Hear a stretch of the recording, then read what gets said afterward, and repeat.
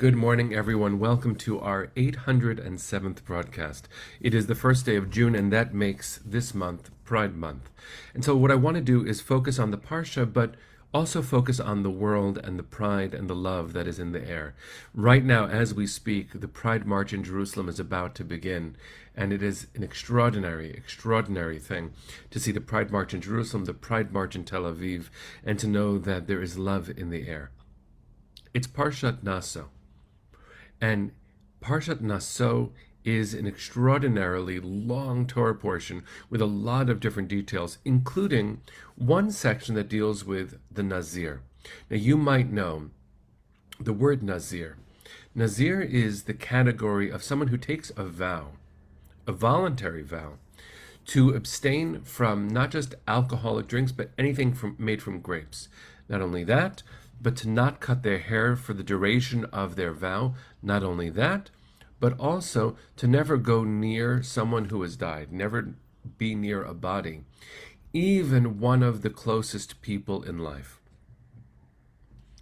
And that is a very complicated thing. The Torah says it can happen. In fact, Nezer, the Nazir, is related to the Hebrew word neder. You can hear the similarity between the two. And you know the word neder probably because on Yom Kippur, one of the holiest moments is a prayer called Kol Nidre. It's a vow. But the rabbis are incredibly suspicious and they don't like the idea of a Nazir. And they use a few examples of Nazirs. That's not quite a word, Nizirim, Nizirot. Who don't exemplify the highest way of life. One of them is Shimshon, Samson of the Torah, who's described actually even in the book of Judges, the book of Shoftim, as a brute. Just because he takes the vow doesn't make it noble. And in fact, if you look at the difference between a Nazir and the Kohen, you find out some interesting things. The Nazir has abstained from any grape product, alcoholic or not, from cutting their hair at all, and from going near a dead body, even one of their close ones. The Kohen, the priest, is allowed to drink, not on the job, but is allowed to have that pleasure, cuts their hair, and also is prohibited from going near a dead body unless it is one of their close family members. Now let's start from the way the Torah spells out what happens and then extrapolate some meaning for Pride Month. Number one, the Torah says if a Nazir is suddenly confronted by a dead body, which means is in a place, probably in a house or under a tent, where someone has just died, a sudden presence, then the Nazir must shave their head and offer a sacrifice. And the sacrifice is a chatat. The Torah is suggesting that there was something wrong, actually, with that person who took on that vow. And they need to do a sacrifice of atonement, a sacrifice of repair.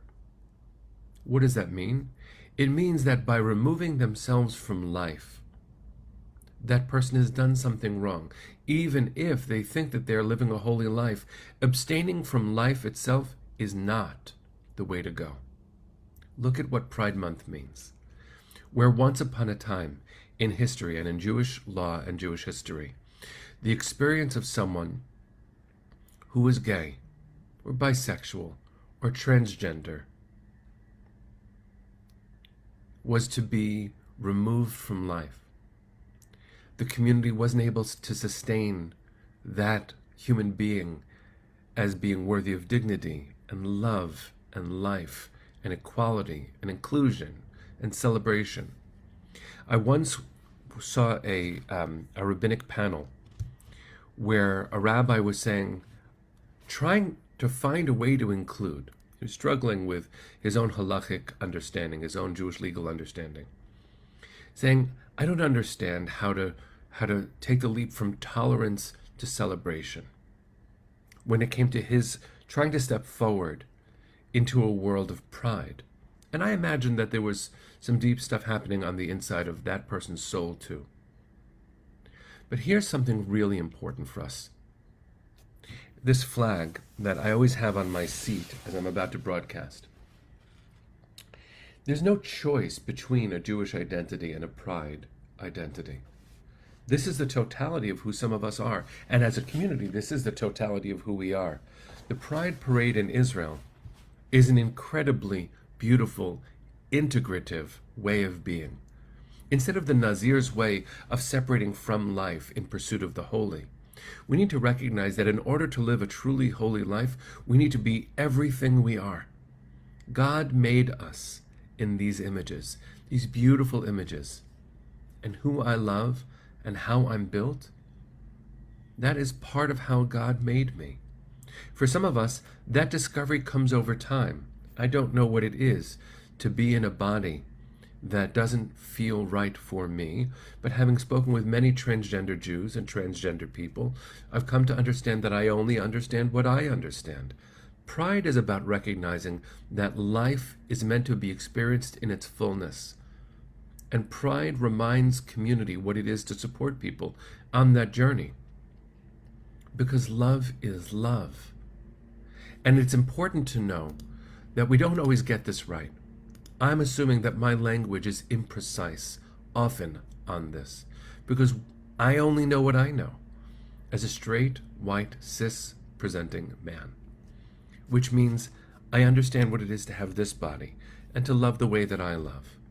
What a gift it is to be with people who love differently. What an important moment it is, not for us to think about this as inclusion, but actually to think about it as pride. The colors of the rainbow. This flag is from JQY, Jewish Queer Youth, and this flag that I held up is from a wider bridge. The language on this flag is my heart's language. I love the way that I do, and I celebrate those who love differently. What a gorgeous thing it is to be part of a Jewish community that understands that pride is everyone's right, and that dignity is a communal obligation. We should all be marching together. I pray for the safety of the marchers given the political tenor of Israel today.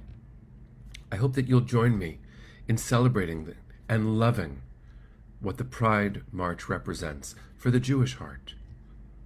As Rabbi Cantor Risa just wrote, I'm just going to read it because it's so beautiful. Every human being has a spark of God in him/her. Every human being deserves to live and be loved because each of us is a holy person because of that spark. Amen, my teacher. Amen. Amen. So friends, Pride. Happy Pride. And if you know someone who is marching, give them a call, give them a kiss, give them a hug. If you want to go march, here's a hug for you. And in New York, very proud to be part of Jew York Pride is the way UJA does our work for the Pride Parade here in New York. I hope that you will take this moment to send some love all around. And if for you, this is an issue with which you're struggling, meaning how to see everyone and hold them in your Jewish heart, let me just encourage you. Open your heart even wider. And if you are struggling on your inside because you aren't sure that you've expressed your full truth yet, let me just say, there are a lot of rabbis and a lot of friends who just can't wait to hold you and say Mazel Tov. Bless you all, friends. Happy Pride. Let's sing our way into a good day.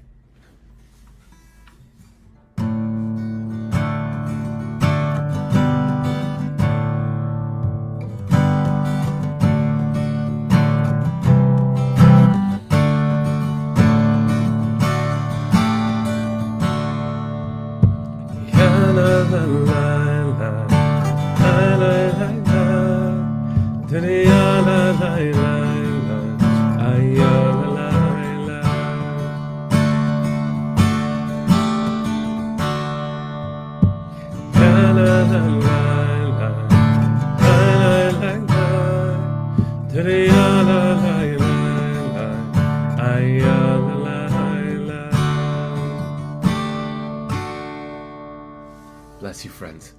Happy Pride. See you tomorrow.